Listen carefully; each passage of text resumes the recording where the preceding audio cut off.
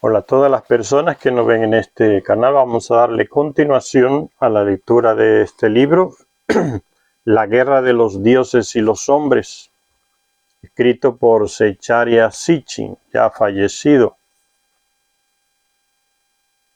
Estábamos hablando entonces de esa comparación entre los hititas y esa actitud de los llamados dioses, entre comillas, de los egipcios, de los israelitas, que masacraban en la guerra, o sea, eran guerras sin ética, deshumanas completamente. Y hablábamos entonces que Zecharia Sitchin hacía ese señalamiento entre el dios Amón-Ra, que guiaba a los egipcios, y el dios Yahvé, que guiaba a los israelíes. Eran guerras para exterminar, no solamente para robar, sino para exterminar. Entonces, como ya dije, no había como una ética en la guerra para estas personas guiadas por esos llamados dioses, entre comillas. Y sigue diciendo Zecharia Sitchin, la milagrosa liberación de los israelitas del cautiverio de Egipto en dirección a la tierra prometida se atribuye en el relato bíblico del Éxodo a la intervención directa de Yahvé en aquellos trascendentales acontecimientos, o sea que los dioses, tanto Yahvé como los otros dioses, ya se menciona en el Antiguo Testamento, tenían a veces una actuación directa entre sus ejércitos, presencia física real, y que se ha testimoniado en textos antiguos, donde algunos reyes dicen que su Dios lo acompañaba con armas, utilizando esa tecnología que tenían los Anunnaki, con armas diferentes que acababan con los terrestres. Dice aquí el texto del Éxodo, y viajaron desde Sucot y acamparon en Etán, al borde del desierto, y Yahvé iba delante de ellos, de día en un pilar de nube para dirigirles el camino, de noche en un pilar de fuego para darles luz. Eso está hablando de tecnología, señores. La gente lee la Biblia y no repara en esos detalles. Pura tecnología. ¿Qué aparato, qué nave podía dar luz en la noche, iluminar todo un terreno inmenso con su propia fuente de luz? Y de día como una nube. Pues lo mismo que se ve hoy, los ovnis en varias partes del mundo escondidos detrás de una nube. Ellos mismos producen nubes para camuflarse. Y en la noche se les ve que tienen su propia luz, fuente de energía fuertísima, como no la tiene ningún aparato aquí de la tecnología de los terrestres. Entonces, este texto del Éxodo está hablando de eso, pura tecnología de los Anunnaki, en este caso el tal Yahvé, que era uno de ellos. Los acompañaba de día, y fíjense que se repite el mismo hecho, ¿no? Hoy diríamos un ovni, una nave, pero es una nave que no sabemos qué forma tiene, pero que de noche irradia tanta luz que puede guiar a todo un campamento de personas. Y de día, pues, se le ve en la nube, que no es una nube normal, porque va desplazándose junto con el pueblo, diciéndole: yo estoy aquí con ustedes, lo voy acompañando. Y fíjense que cuando ustedes se leen el Nuevo Testamento, hablando en uno de los evangelios, hablando del nacimiento de Jesús, dice que venían unos magos del oriente, astrónomos, que podían leer las estrellas y ver los signos en las estrellas, y que venían en el desierto hacia Jerusalén, hacia Belén, donde había nacido el niño, y que los guiaba una estrella, dice, que se detenía y con la luz les señalizaba dónde había nacido. Y mucha gente, vuelvo y repito, lee esos textos bíblicos y no se para a pensar. Ahora con la tecnología que tenemos hoy, con los conocimientos tecnológicos que tenemos hoy de naves, avistamiento de naves, de ovnis, sabemos que no podía ser una estrella dentro de un planeta no tiene lógica. Una estrella con luz propia dentro de un planeta. Son los planetas los que giran alrededor de estrellas, como el Sol. Entonces no podía ser una estrella, como dice el texto. Evidentemente el texto está manipulado, como está prácticamente la Biblia antigua y el Nuevo Testamento, manipulado por las iglesias, por las religiones, para que diga lo que ellos quieren que diga. Pero la verdad sale, aunque la hayan manipulado, ¿no? No hay ninguna estrella que se detenga en su ritmo caminando y que se ilumine un local concreto en la Tierra. Entonces, evidentemente era una nave. Diríamos hoy un ovni, una nave desconocida que los iba guiando. Entonces son los mismos, es la misma gente que está ahí en esa tecnología. Son los Anunnaki iluminando. Una estrella que se detiene para decirles en tal lugar o sea, astronómicamente ya vemos que no es viable una estrella detenerse dentro de un planeta. No tiene sentido, no tiene ninguna lógica. Evidentemente era una nave. Y sigue diciendo entonces Echaria Sitchin, después de esta presencia, con esta tecnología frente a esas tribus que salieron de Egipto, dice, después sobrevino una batalla naval de la cual el faraón prefirió no dejar inscripciones, o sea, información de esa batalla. Y sabemos de esa batalla por el libro del Éxodo. Dice el texto del Éxodo, y el corazón del faraón y de sus sirvientes se tornó con respecto al pueblo. Y los egipcios salieron en su persecución y sorprendieron al pueblo acampado junto al mar. Y Yahvé hizo retroceder el mar con un fuerte viento del este toda aquella noche y secó las aguas. Y las aguas se separaron. Y los hijos de Israel cruzaron por la mitad del mar, sobre tierra seca.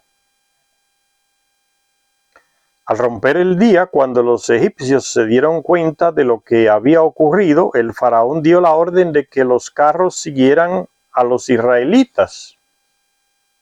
Pero, y sucedió, dice el texto antiguo, en la vigilia matutina, Yahvé contempló el campamento de los egipcios. Para poder contemplar el campamento desde arriba, desde su nave. Desde el pilar de fuego y nube, ¿ven? Desde el pilar de fuego y nube. ¿Era un ovni redondo o era un ovni tipo de esos cilíndricos alargados que se han visto ya tantas veces? Porque aquí dice una columna, entonces en posición horizontal podía verse como una columna con luz propia, ¿no? Una columna de fuego. Dice desde el pilar de fuego y nube. Ven, ahora juntan los dos elementos. Antes decía que de día se aparecía como una nube, camuflado en una nube, guiando al pueblo, y de noche la luz iluminaba el camino, tenía una fuente de energía propia. Ahora se juntan los dos elementos aquí en el texto del Éxodo, que continúa diciendo, desde el pilar de fuego y nube. Ahí están los dos elementos de la nave. Luz propia y puede camuflarse detrás de una nube, producir su propia nube. Ya hay aviones estadounidenses, rusos, chinos que producen nube para camuflarse. Entonces imagínese usted esta tecnología que millones y millones de años más actual, más avanzada que la nuestra. ¿Cómo no lo harían? Y desde el pilar de fuego y nube, y sembró la confusión en el campamento egipcio, y aflojó las ruedas de sus carros, haciendo dificultosa su conducción, Y los egipcios dijeron, huyamos de los israelitas, pues Yahvé lucha por ellos contra Egipto. El mismo Anunnaki luchando. Y ya en textos sumerios aparecen ellos luchando junto a los terrestres, animándolos o usando sus armas, o dándole armas a algunos terrestres para que las usen contra los enemigos. Por eso el faraón huye. No hay manera de enfrentar esa tecnología que los Anunnakis usan. Fíjense, el Anunnaki o el tal Yahvé no le está dando la tecnología al pueblo, él la usa. Eso siempre hacían los Anunnaki. Ellos usaban la tecnología, pero no la compartían con el pueblo. No tenía acceso el pueblo a esa tecnología. Ellos la usaban, en medio del pueblo sí. Pero el soberano egipcio, dice Zecharia Sitchin, en su persecución a los israelitas, ordenó a sus carros que prosiguieran con el ataque. El resultado fue calamitoso para los egipcios. Y dice el texto del Éxodo, y las aguas volvieron y cubrieron a carros y jinetes y a todo el ejército del faraón que les seguía. No quedó ni uno de ellos. E Israel contempló el gran poder que Yahvé había mostrado sobre los egipcios. ¿De qué manera fue que Yahvé mostró su poder al pueblo de Israel con los egipcios, destruyéndolos, matándolos? Ustedes entienden lo que le estoy diciendo, ¿no? Que no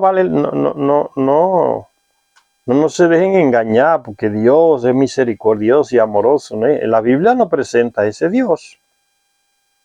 Ni Alá tampoco lo era, aunque los libros que han escrito, el Corán y la Biblia hablen de eso, de que Dios era misericordioso. Lo que menos muestra es eso en los escritos antiguos. Mostró su poder destruyendo a miles y miles de hombres, un ejército entero, animal, todo el mundo. Los mató a todos, con una tecnología que los otros no tenían, o sea, una superioridad tecnológica, armamentística frente a un ejército inferior, los hundía a todos. Entonces no es nada extraño, simplemente hay que pensar en la tecnología que tenían. Si un helicóptero hoy encima del mar puede echar las olas para aquí, para allá, las aguas, imagínense que no puede hacer un aparato de estos con millones y millones de años enfrente de nuestra tecnología. No podría dividir el agua, claro que la podría dividir, con un viento que produzca. Si ya pueden absorber a las personas a través de luz, de rayos de luz, abducir, como se dice, llevarse personas y animales hacia las naves en el aire y absorberlas a través de una luz, ¿qué no podría hacer esa gente con el agua?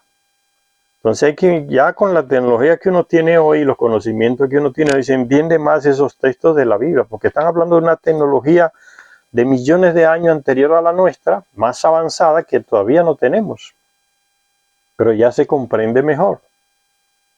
Nada de llenarse la cabeza, que fue un milagro, no es nada de eso, es pura tecnología más. El que tiene la mejor tecnología, tiene la mejor alma, es el que gana, es el que más destruye.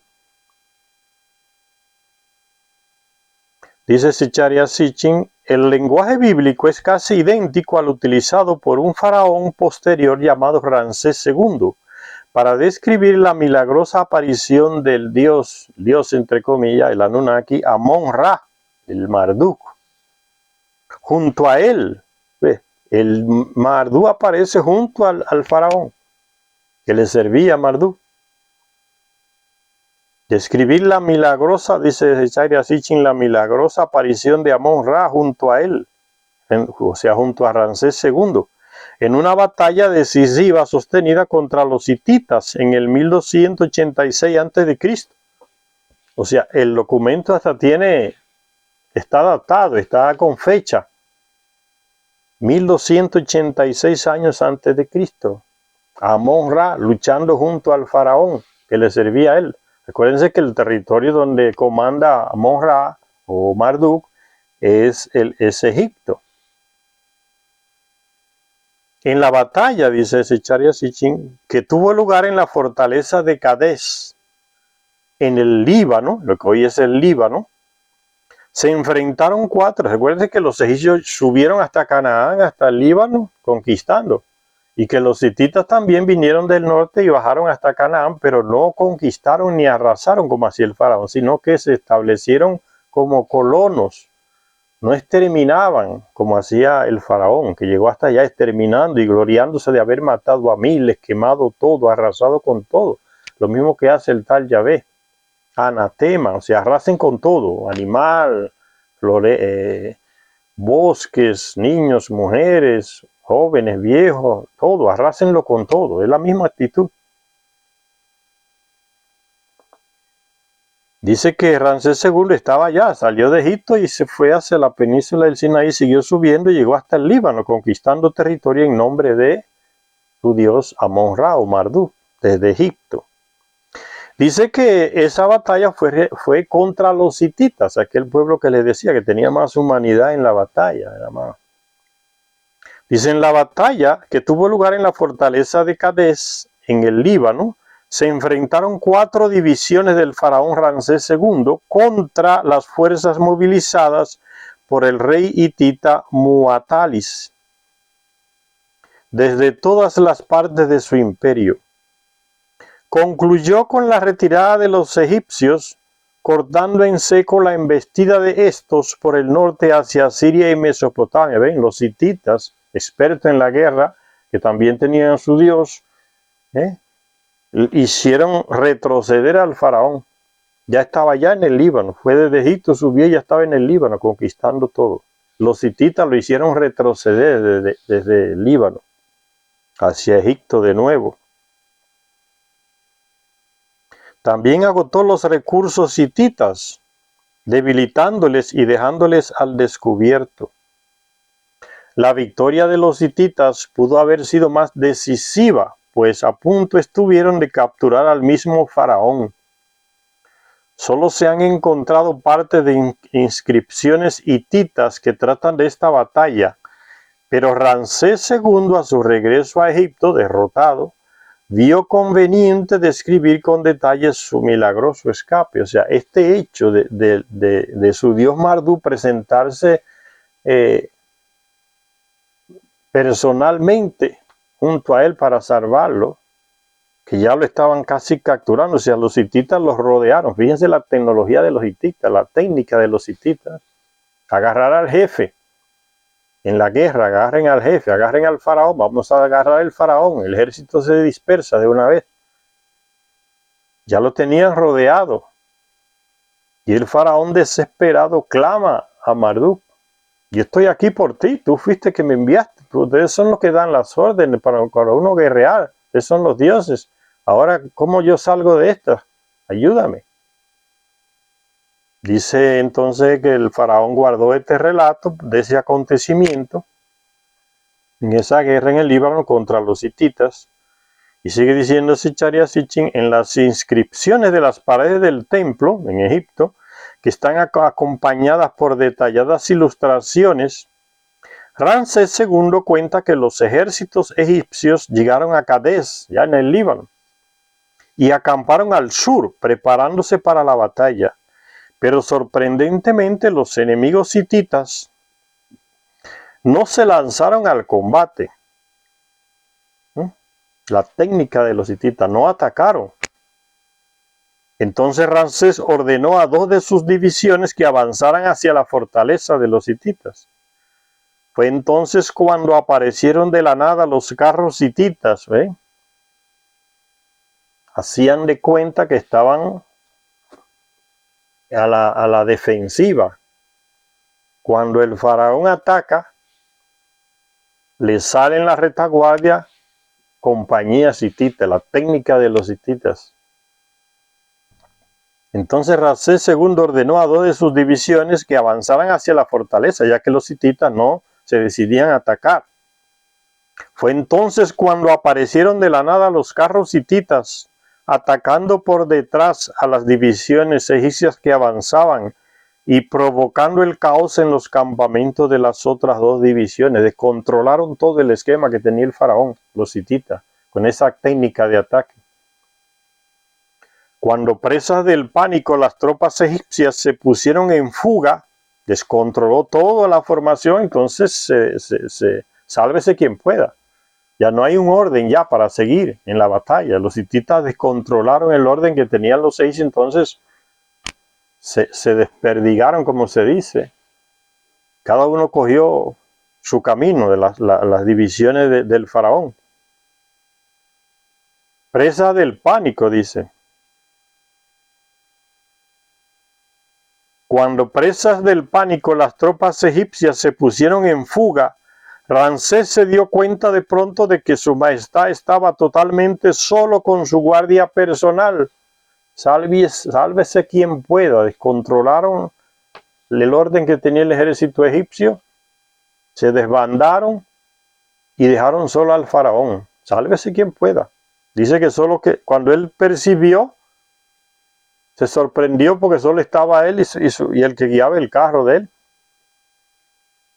Dice, y unos cuantos, dice, su guardia personal, rodeado por el ejército hitita. Y cuando el rey miró detrás de sí, vio que estaba bloqueado por 2.500 carros de los hititas. 2.500 carros bloqueados, no tenía salida. Ya está prácticamente capturado vivo. Su majestad estaba totalmente solo con su guardia personal y cuando el rey miró detrás de sí vio que estaba bloqueado por 2.500 carros. No de los suyos, sino de los hititas. Abandonado por sus oficiales, aurigas e infantería, Ramsés se volvía a su Dios. Abandonado por sus generales, fíjese. Se fueron todos, se desbandaron. Sálvese quien puede. El faraón que se salve también si puede. Vámonos. No han descontrolado los hititas. Desbandaron a todo el ejército del faraón. 2.500 carros de los hititas rodeando al faraón. Y no había nadie que lo defendiera. O sea, fíjense el descalabro que los hititas causaron en el ejército egipcio. Que era mayoritario. Dice que eran 4 divisiones de soldados. El faraón, 4 divisiones. Y dice entonces, abandonado por sus oficiales, aurigas, hasta los que guiaban el carro del faraón, tirados por caballos, se desbandaron, salieron corriendo a salvar su vida. Ramsés dice, cuando Ramsés se vio en esa situación, abandonado por sus oficiales, aurigas e infantería, se volvió lo que le quedaba al pobre. Es infeliz de Ramsés II, clamarle al que lo envió a esa locura, a Monra, el Marduk. Abandonado por sus oficiales, aurigas e infantería, Ramsés se volvía a su Dios, recordándole que se encontraba en aquel aprieto por haber seguido sus órdenes. Sí, por ti vinimos a esta guerra, por ti que estamos aquí obedeciendo tu mandato y ahora que estamos en estos aprietos, ayúdame a salir de esta, porque el ejército me abandonó, estoy solo tú puedes ayudarme.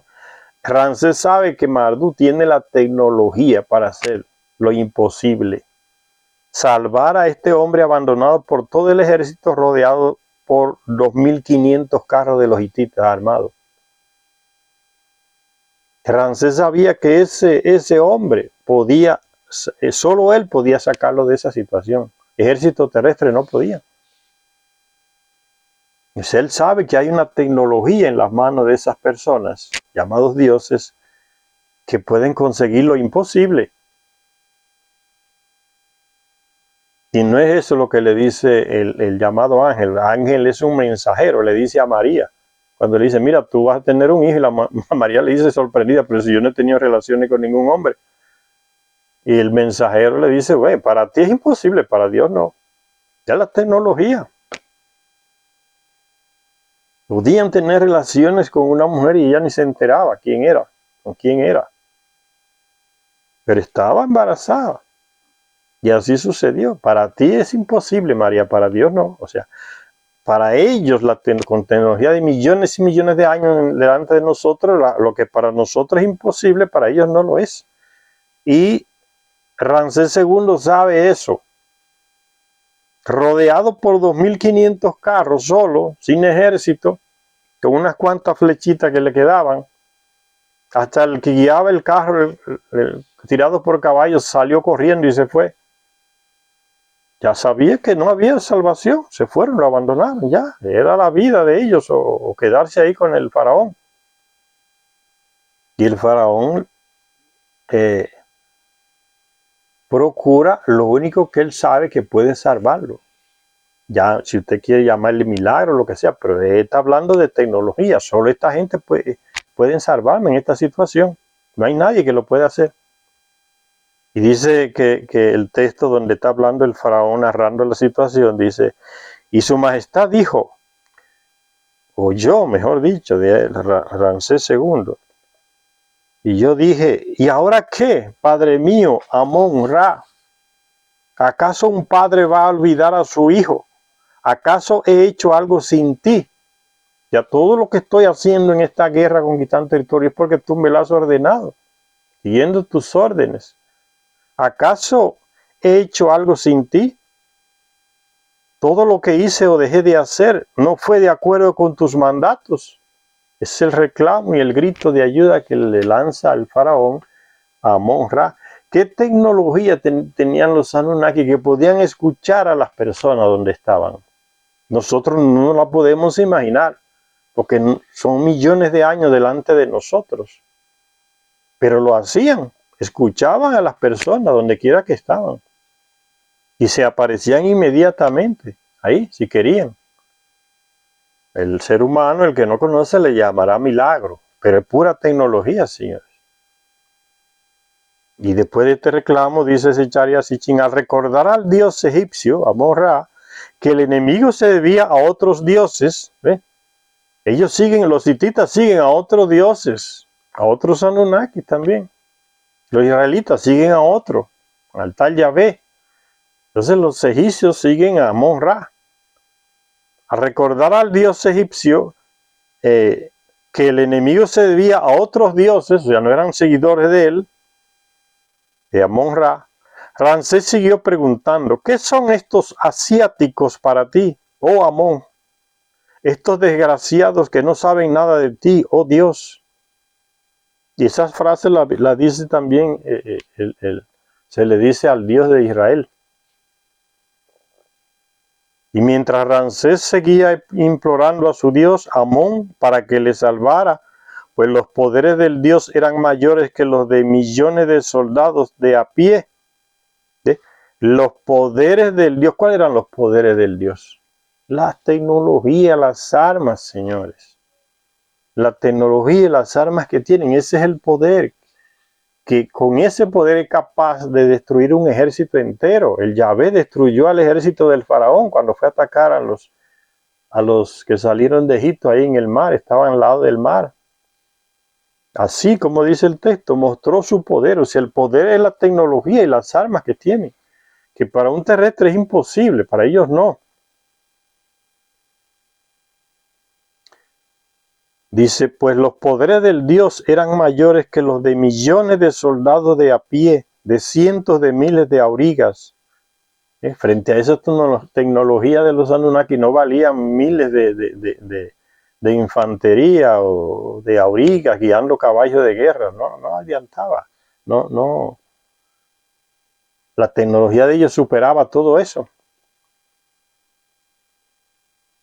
Y mientras Ramsés seguía implorando a su dios Amón para que le salvara de esa situación, pues los poderes del dios eran mayores que los de millones de soldados de a pie, de cientos de miles de aurigas, sucedió el milagro, dice. El dios apareció en el campo de batalla. Marduk apareció en el campo de batalla para salvar al faraón. Solo esa gente podía hacer eso. Y el faraón por eso le reclama a él. Ven, solo tú puedes sacarme de esta situación. Yo te estoy obedeciendo a ti. Ellos no te obedecen a ti, son de otros dioses, obedecen a otros dioses. Amón me escuchó cuando le llamé. Extendió su mano sobre mí y me regocijé.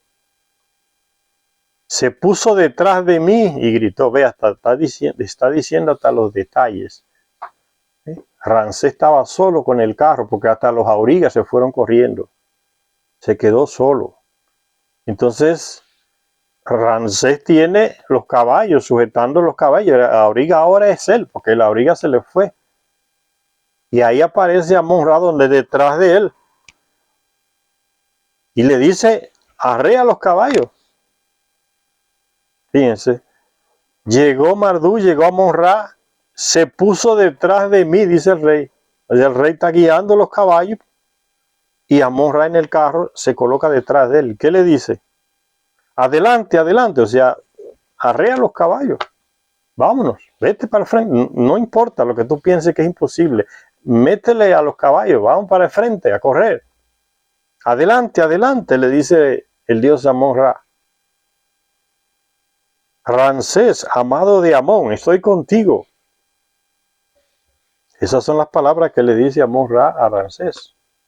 Arrea, arrea, vete para el frente. Por encima de 2000 y tantos carros de los hititas armados, 2500 carros armados, este carrito solo con el faraón dirigiendo los caballos y el dios detrás de él, salió de esa situación. ¿Ve? Para nosotros es imposible, para los terrestres es imposible, para el faraón era imposible, para estos señores no, la tecnología de la guerra. Le dice a Amon-Ra que se puso detrás de él. Pues claro, el espacio que queda en el carro es detrás del faraón, porque él es el que va guiando los caballos ahora. El faraón cuando tenía su auriga, que dirigía los caballos, la auriga iba de frente y el faraón detrás lanzando flechas. Ahora el faraón es el que está guiando los caballos, porque se le fue la auriga. Huyó. Y lógicamente entonces queda el espacio de atrás donde se coloca Amon-Ra, Marduk. Y le dice, arrea, arrea, vamos para frente. Yo estoy contigo. Y sigue diciendo ese Chariasichín, y siguiendo el mandato de su dios, Ramsés rompió entre las tropas enemigas, dice, rompió, o sea, fue pasando, le fueron abriendo camino. Los otros también ven que viene alguien que no es como ellos en el carro del faraón. Que los hititas no eran bobos y tenían más técnica guerrera. Dice, y siguiendo el mandato de su dios, Ramsés rompió entre las tropas enemigas, romper, o sea, las hizo que se apartaran del frente y lo dejaran pasar. Bajo la influencia del dios, los hititas se debilitaron inexplicablemente. Ni el faraón consigue explicar esta tecnología de los Anunnaki. Aquí en este caso de Amon-Ra. Le fue abriendo, se fueron apartando del carro y al mismo tiempo se fueron sintiendo débiles. ¿Qué tecnología usó Marduk o Amon-Ra para hacer lo que se sintieran débiles? A los que estaban rodeándolo, o los que estaban, mejor dicho, enfrente del carro. El faraón arreando los caballos y la gente que lo tenía rodeado comienza a debilitarse y a abrirle camino y a sentirse débil. Bajo la influencia del dios, los hititas se debilitaron inexplicablemente. Dice, inexplicablemente, no pueden explicar esa tecnología. ¿Qué poder es ese? El poder que los terrestres no conocen. Bajo la influencia del dios, los hititas se debilitaron inexplicablemente. Y fíjense lo que pasó. Bajaban los brazos. Esto lo dice el faraón que veía lo que estaba pasando. Que iba arriando los caballos. Bajaban los brazos. Eran incapaces de disparar sus flechas ni de levantar sus lanzas. Se le metió una debilidad física a los hititas, expertos en la guerra, y se quedaban como paralizados, sin fuerza para reaccionar. Y el faraón arriando y pasando, rompiendo fila en medio de 2500 carros, imagínense, tirados por caballo. Bajaban los brazos los hititas, eran incapaces de disparar sus flechas ni de levantar sus lanzas. Y se decían unos a otros, no es un mortal el que está entre nosotros, es un poderoso Dios. Ven, los hititas no son bobos. Ellos saben que quien viene detrás del faraón, para que eso suceda, esa situación pueda suceder, tiene que ser uno de ellos. Ellos sabían. los conocían. Es uno de ellos, de los Anunnaki, de los Anakim, de los Elohim, de los dioses. Es uno de ellos. Los hititas inmediatamente se dieron cuenta. Esto no es no es el faraón que está haciendo esto, es uno de ellos. Y contra esa tecnología no podemos. Y se decían unos a otros, no es un mortal, ¿ve? O sea, no es uno de nosotros. No es un mortal el que está entre nosotros, es un poderoso Dios. Un hombre diferente a ellos con poderes que ellos no tienen. Un poderoso Dios. Sus hazañas no son hazañas de un hombre. O sea, los terrestres no tienen esa capacidad de hacer eso. Un Dios está entre sus miembros. Así, sin oposición, matando enemigos a diestra y siniestra, Ramsés se las compuso para escapar, ayudado por su dios Marduk en persona, detrás de él en el carro. Y los hititas veían, ese que viene detrás no es uno de nosotros, no es como nosotros. Tiene un poder que nosotros no tenemos. Entonces lo que la gente lee la Biblia y no entiende nada de estas cosas, dice, que fue un milagro que Dios hizo, porque no entiende, pura tecnología, más avanzada. Siempre ha sido así, Señor. En las guerras, el que tiene la mejor tecnología, las mejores armas, siempre es el que vence. Y dice entonces, tras la muerte de Muatalis, aquel rey hitita, tras la muerte de Muatalis, Egipto y el reino hitita firmaron un tratado de paz. Y el faraón reinante tomó, ahora otro faraón, y el faraón reinante tomó a una princesa hitita para que fuera la esposa principal. ¿Ve? La mujer desde esa época ya antigua viene como usándose como moneda de cambio en las guerras, usada. Le vamos a dar a esta mujer aquí para que se case con ellos y así hacemos la paz. A ella no se le pregunta si le gusta o no le gusta ese hombre, si quiere o no quiere, nada de eso. Ella es un objeto, como hacen los reyes hoy, ¿no? El rey fulano decide que su hija se va a casar con el rey tal. Y así pronto se casan. Yo mandé, usted obedece. La mujer como objeto, que no decide nada. Ya se refleja aquí de así. Miles de años atrás viene esa mentalidad machista, ¿no? Diríamos hoy.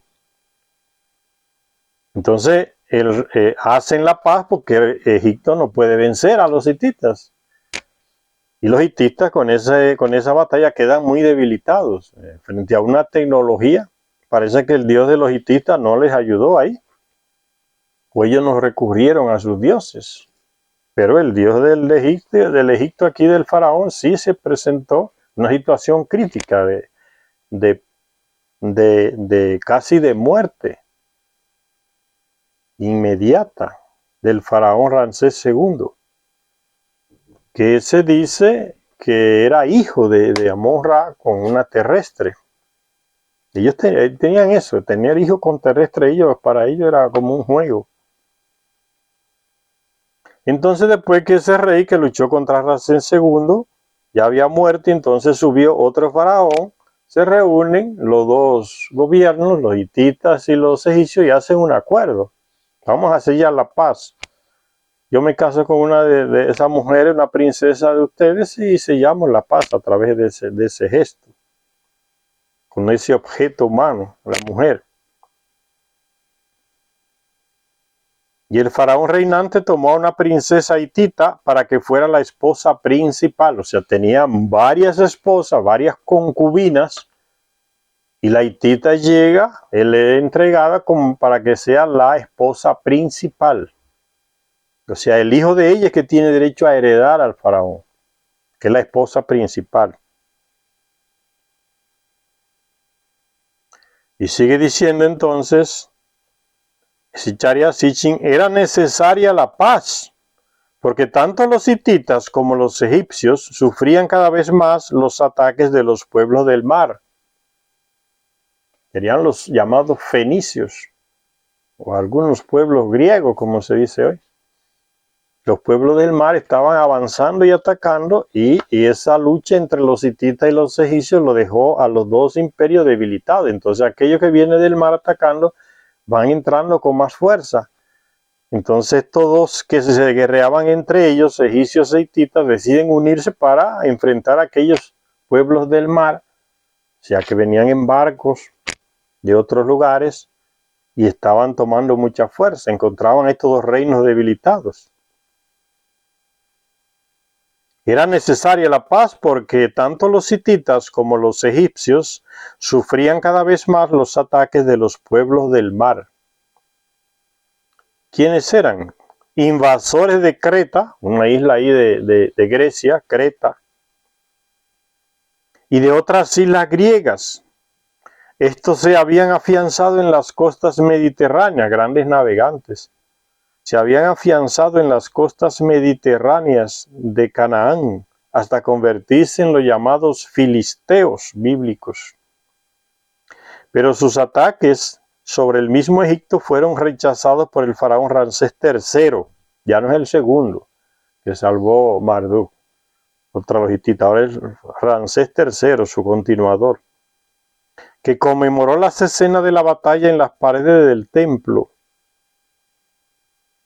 Ramsés III contra los pueblos del mar, los filisteos, pueblos que vinieron desde Grecia, grandes navegantes.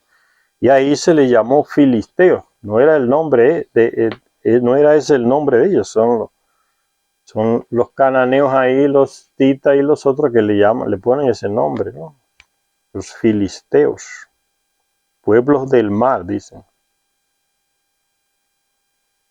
Dice que ese Ramsés III conmemoró las batallas pintando las escenas de esa batalla en sus templos, ahí en Egipto, contra los pueblos del mar.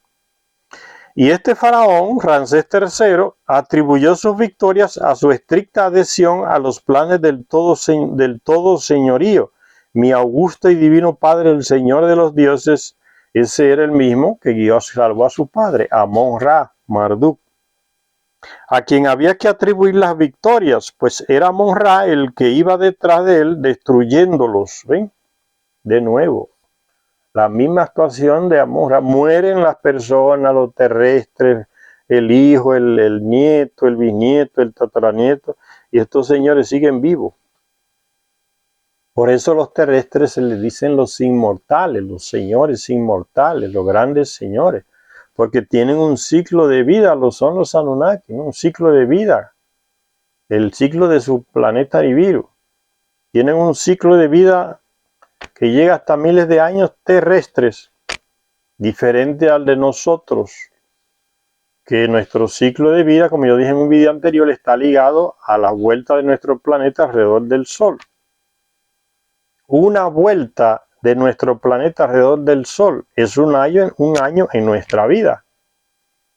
12 vueltas de nuestro planeta alrededor del Sol son 12 años en nuestra vida. 100 vueltas de la Tierra alrededor del Sol son 100 años en nuestro cuerpo, nuestra vida. Igual los Anunnaki vienen de un planeta que cada 3600 años pasa alrededor del Sol.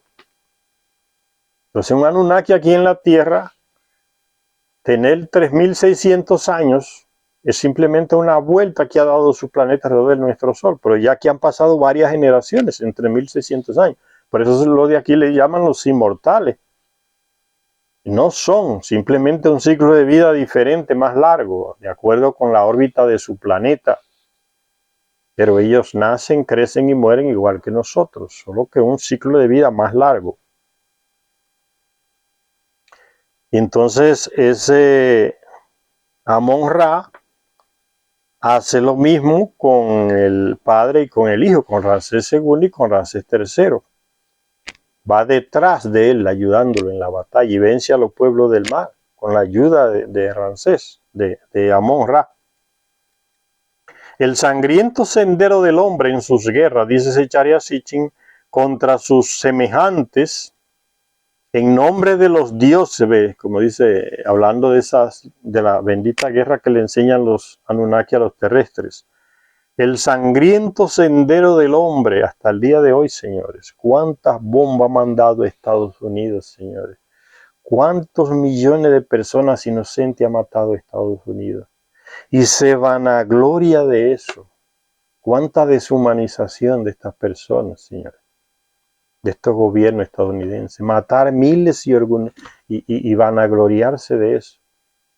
Los mandamos a la Edad Media, destruimos todo, a Siria, Irak, Yugoslavia, Vietnam. Todavía están la gente con cáncer de las criminales bombas y los ácidos y los químicos que le mandaron al pueblo de Vietnam.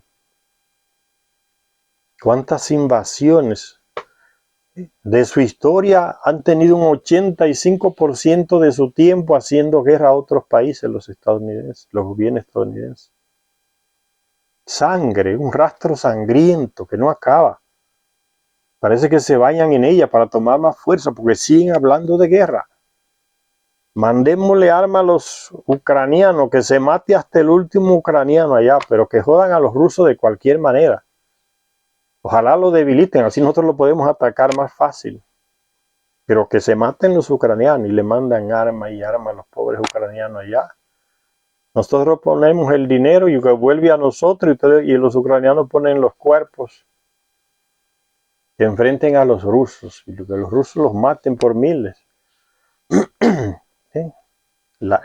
Bañándose en la sangre de los otros.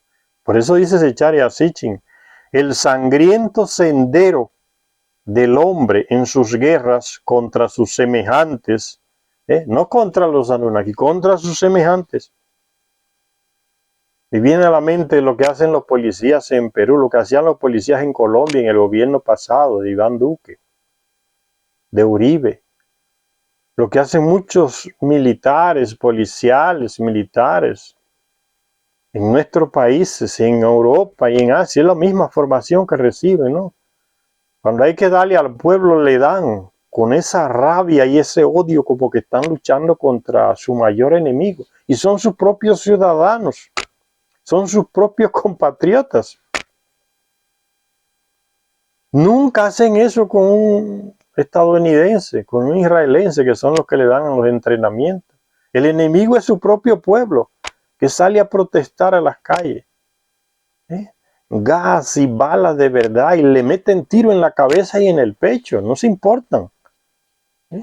No tienen oposición porque es un pueblo desarmado, ellos tienen las armas. Y matan y matan y matan y no paran. Y golpe, no importa quién sea. Señores, esos militares no deberían estar desarmados hace mucho tiempo. Esas fuerzas armadas de nuestros países y de otros países de Europa que masacran a su pueblo deberían estar desmanteladas hace mucho tiempo. Recibiendo otro tipo de formación, formando otro tipo de ejército que no vea como enemigo a su propio pueblo. La doctrina del enemigo interno se la han metido hasta los huesos los adiestradores estadounidenses e israelíes que crearon esas doctrinas. Y detrás vienen los ingleses, los franceses, porque todos sí tienen la misma formación y forman a esos ejércitos de todos estos países para que masacren a sus pueblos, los maten. Y tirar a matar, a la cabeza, al cuello, o meterle una bomba en el ojo. ¿Cuántos ciegos quedaron en Chile en las represiones del gobierno anterior? Todo fue al ojo de la persona. No es así a lo loco que tiran, es a los ojos, los ciegos. En Colombia también. Del pecho hacia arriba. Es para matar, no es para herir, ¿no? El sangriento sendero del hombre en sus guerras contra sus semejantes. ¡Qué desgracia! Les enseñaron al terrestre a virarse contra su propio semejante y matarlos, no hacia ellos. No miren hacia Estados Unidos, no disparen hacia Estados Unidos, ni hacia Inglaterra, ni a Israel, ni a Francia. Dispárenle a su propia gente. Apunten las armas contra su propia gente. Ese es el enemigo interno. Así le han agarrado la mente a los ejércitos de tantos países y cometen esas masacres. Y cuando termina la guerra y se vira la cuestión, ¿a dónde van a refugiarse esos comandantes militares, policiales que dieron esas órdenes para que tiren. El presidente también que dio las órdenes, disparen. ¿A dónde van a refugiarse cuando escapan de esos países? Para llevarse de la justicia de esos países, cuando cambia la situación. Van al que los mandó. Igual que Amón, igual que Ramsés, va a donde Amón. El refugio eres tú fuiste que me mandaste, ahora ayúdame. Lo mismo hacen esos militares, canallas, abusadores, que no tienen patria. Cuando la justicia ya lo está acercando, ¿ve? Como cercaron los hititas al faraón, cuando ya se ven ahogados, que van a ser presos, salen corriendo. ¿A quién le piden ayuda? ¿A Estados Unidos? Allá se van todos a Estados Unidos, a Miami, a varios lugares. Y allá son acogidos, no son rechazados, son acogidos.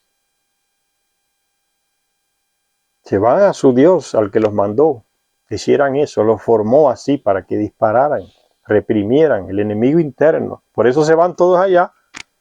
Procuren de cualquier país de Europa, de América, de África, lo que hacen esos militares, esos policías, la misma cosa, el mismo protocolo contra su pueblo. Cuando tienen que huir, se van a Estados Unidos.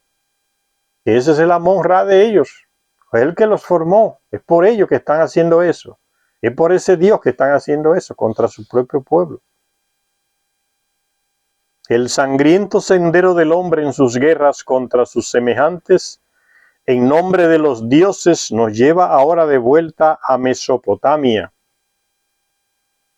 la tierra entre los ríos, Éufrates y Tigres. Eso significa Mesopotamia, tierra entre dos ríos. El bíblico país de Senaar, Sumeria, dirían unos europeos ahí.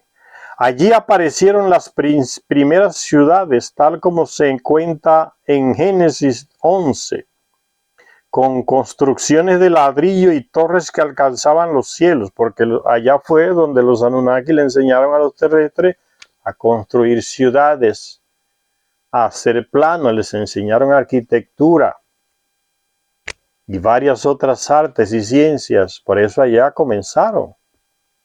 Está diciendo Zecharia Sitchin, con construcciones de ladrillo y torres que alcanzaban los cielos. Fue allí donde tuvieron sus comienzos los registros históricos y fue allí donde comenzó la prehistoria con los asentamientos de los dioses de antaño, en lo que llaman de Sumeria, en Mesopotamia. Señores, vamos a dar una parada por aquí. En la próxima lectura continuamos con este relato que nos está haciendo Zecharia Sitchin. ¿De dónde vienen las guerras entre los terrestres? Aquí lo pueden encontrar el origen. La guerra de los dioses y los hombres. Por los dioses se guerrea todavía. Por los dioses se sigue matando, se sigue masacrando. Gracias a todas y a todas las que nos ven en este canal. Hasta la próxima.